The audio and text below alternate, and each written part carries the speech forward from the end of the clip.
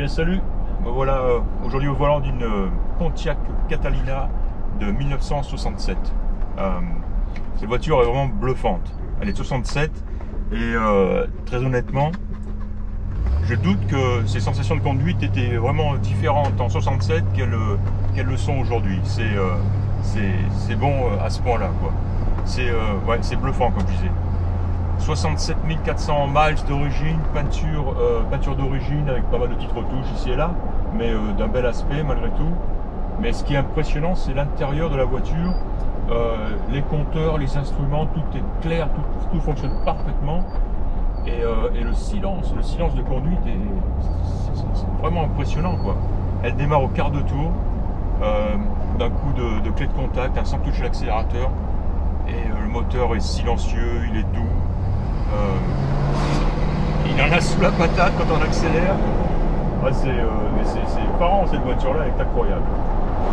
J'ai testé le chauffage, un système sympa d'ailleurs, je le montrerai un petit peu, mais il s'est mis à fonctionner instantanément. La voiture étant chaude déjà.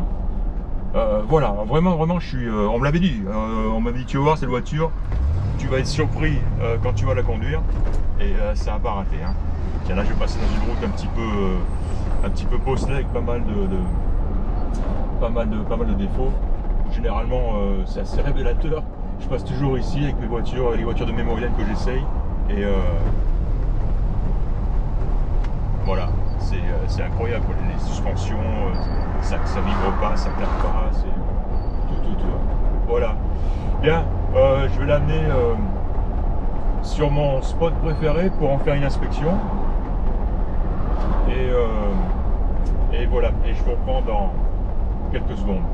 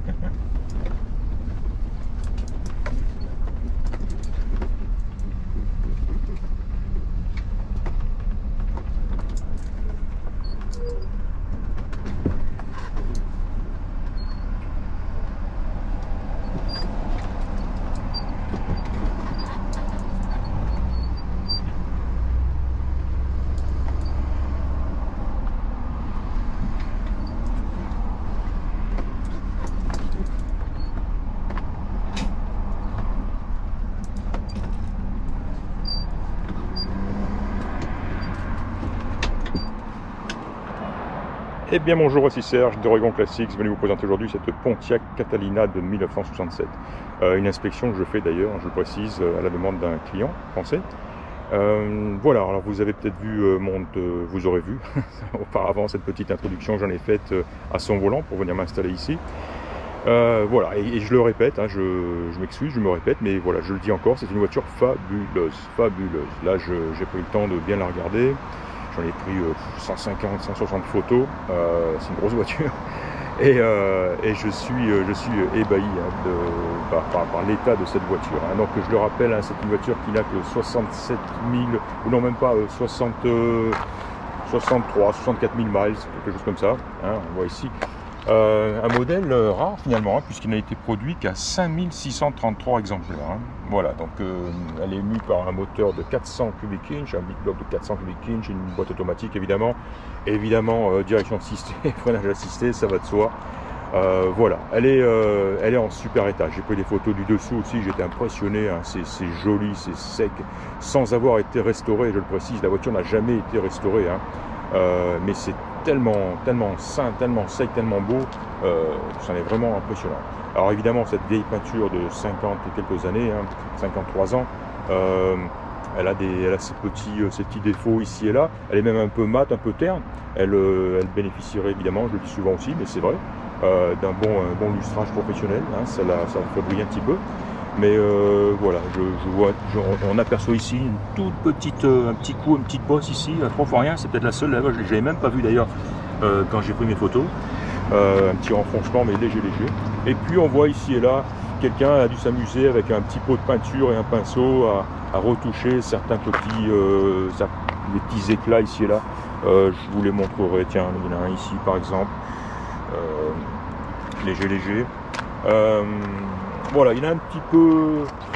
Oh, non, je dirais pas partout. Il y en a quelques-uns hein, que j'ai pris en photo. C'est tout. Je m'excuse, j'ai ma caméra qui vient de s'arrêter. Je vais être sûr.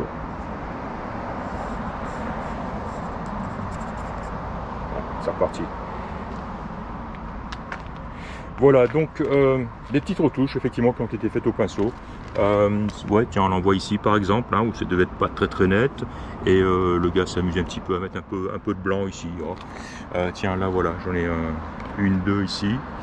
Il y en aurait d'autres. Il a dû mettre un peu de peinture ici dans le joint ici pour couvrir un petit peu le mastic, mais c'est tout, hein, encore une fois. Et effectivement, on a l'arête ici. D'ailleurs, voilà, c'est ça qu'il a dû essayer de cacher.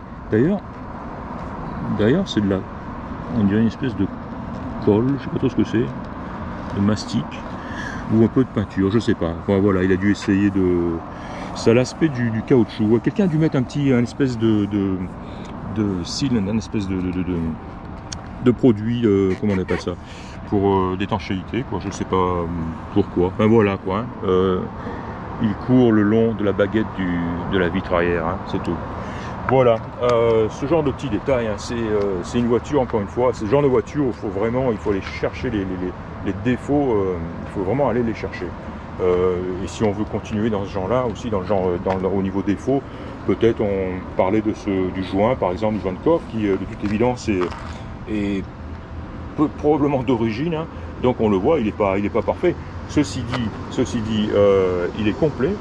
Il part pas en brioche et à mon avis il assure toujours son boulot, c'est-à-dire l'étanchéité du coffre. Ce coffre d'ailleurs qui est magnifique. Le coffre a été refait. Le gars disait un jour tiens je veux un joli coffre parce que d'une part il s'est acheté un tapis de coffre, mais on voit qu'en dessous ça a été nettoyé, traité. Et c'est très joli, hein, et c'est solide, hein, c'est pas de la peinture sur merde comme on dit, hein, c'est vraiment un joli coffre très sain. Hein. Il est équipé on y trouve la roue de secours et le cric, le jack, voilà, couverture, voilà, très joli coffre. Hein. Continuons autour de la voiture, dont les chromes sont très beaux aussi, de très beaux chromes. Hein. Alors voilà, une voiture, c'est incroyable, hein. 67 et une voiture dans cet état-là, c'est extrêmement rare.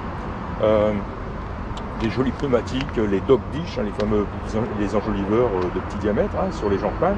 Ça, c'est tout à fait dans le style de l'époque. Et voilà, on a aussi un bel intérieur, un très bel intérieur, d'origine aussi. Et tout ceci est en très bon état. La moquette, le volant, le tableau de bord, tout en bon état. Le ciel de toit est magnifique aussi, il est très joli. Ainsi que la banquette arrière. Voilà, on est bien assis dedans, c'est confortable, c'est souple, c'est silencieux, c'est vraiment du bonheur. J'aime beaucoup aussi les instruments, compteurs, hein, et vous pouvez voir à quel point les plastiques sont clairs et transparents. C'est vraiment du bonheur. Apparemment, cette scie n'était pas équipée n'a pas été livrée avec un autoradio. On voit la plaque ici qui à la place donc de l'autoradio. Voilà, elle a un très joli klaxon.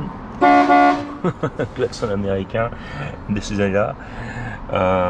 Voilà. J'ai testé, hein, bien sûr, tout fonctionne, hein, le chauffage aussi. Alors ouais, je disais, le chauffage marche de cette manière. On a cette petite jauge ici avec on aperçoit un trait rouge, et en tournant ce bouton là, voilà, on indique la quantité la chaleur désirée, voilà, où là donc tout devient rouge. Donc on règle donc cette température. Voilà, donc ici c'est l'intensité, c'est la température de chauffage que l'on souhaite, et de ce côté là c'est évidemment la ventilation, donc low, normal. Oui, on peut envoyer donc l'air ou chaleur vers l'arrière, et DI c'est le désembuage, hein, c'est pour envoyer l'air à la base du pare-brise. Voilà, Quoi d'autre? Tiens, on va aller voir le moteur, ce fameux Big Block de 400 cubic inch impressionnant, qui tourne comme une montre, comme une horloge. Le voici, hein, dans ses couleurs d'origine. Très sain, très sain, sec. Et voilà, qui tourne encore une fois très bien. Hein. Ouais, cette voiture est vraiment impressionnante. On va la voir dans son ensemble avec portes et coffres fermés.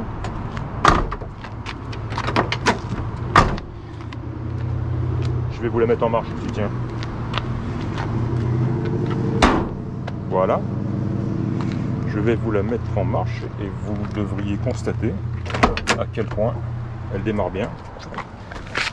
Donc, sans action sur l'accélérateur, évidemment, hein, ce serait triché. Oh, elle m'a fait mentir.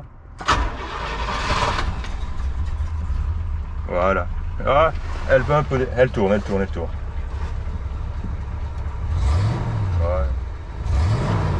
Allez, elle m'a fait mentir un petit peu. Elle voulait un tout petit peu d'essence, un tout petit peu d'aide. Mais bon, pas grand chose. Hein. Ce matin, même à froid, elle a explosé au démarrage d'une manière incroyable. Et le son est doux. Hein, quand on accélère, bien sûr, on entend la double ligne d'échappement. On entend le big block. Mais dans l'ensemble, quand on cruise à vitesse normale, on n'entend pratiquement rien. Ça, c'est le concessionnaire Pontiac d'origine à Portland, donc, qui a aujourd'hui disparu. Qui a disparu depuis de longues années d'ailleurs, ou qui est devenu concessionnaire Ford, je crois. Voilà, National Hot Rod Association. Voilà, je pense savoir couvrir l'essentiel, hein, évidemment, les fenêtres montent, descendent, tout ça. Cette voiture, je me faisais la réflexion, je me demandais si, parmi toutes les voitures de Memory Lane actuellement dans leur inventaire, et bien que la plupart de leurs voitures donc, dépassent les 50 60 000 $, ont été restaurées, etc., je me demande s'il y en a une autre dans leur inventaire qui fonctionne aussi bien que celle-là. Parce qu'en fait, celle-là, comme j'ai dû le dire, à mon avis, on a les mêmes sensations de conduite quand on la conduit que lorsqu'elle était neuve, quand elle est sortie d'usine. C'est aussi flagrant, impressionnant que ça. Voilà, je vais arrêter là ma longue discussion. C'était donc Serge d'Orion Classics. Je vous ai présenté aujourd'hui une Pontiac Catalina de 1967. Au revoir.